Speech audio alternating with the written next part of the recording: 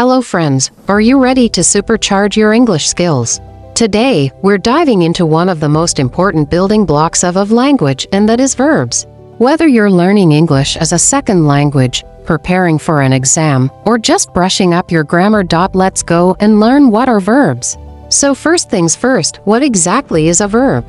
In simple terms, a verb is a word that expresses an action, a state, or an occurrence. Verbs are the heart of a sentence. They tell us what's happening. For example, she runs every morning. They are happy. In these sentences, the verbs are runs, are, and rained.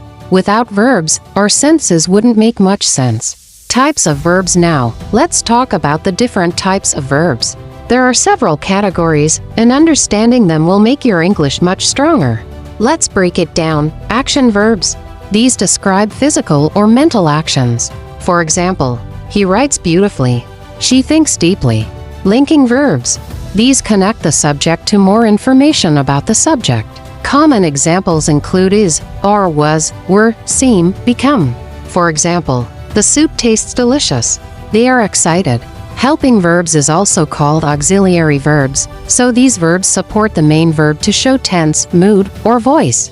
Common ones are have, do, will, shall, may. For example, she has completed her homework. Do you want to come with us? Secondly, we have modal verbs. These express ability, possibility, permission, or obligation. Examples are can, could, may, might, must, shall, should, will, would.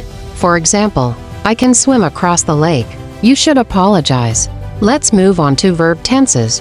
Verb tenses tell us when an action happens, in the past, present, or future. Here's a quick overview. Present tense describes actions happening now or habitual actions. For example, I walk to school every day. He plays football. Past tense refers to actions that happened in the past. For example, she cooked dinner last night. We visited the museum. Future tense talks about actions that will happen. For example, they will travel to Europe next summer. I shall call you tomorrow. Each tense also has variations, like continuous, perfect, and perfect continuous. Let's look at one example in all forms. I eat. It is present. I am eating. It is present continuous. I have eaten. It present perfect. I have been eating. It is present perfect continuous. Let's tackle some common mistakes people make with verbs. Watch out for these. So first we have subject-verb agreement. The verb must agree with the subject in number and person. For example, she don't like pizza. It is incorrect. She doesn't like pizza. It is correct using the wrong verb form. Be careful with irregular verbs. For example, he ran yesterday. It is incorrect. He ran yesterday. It is correct.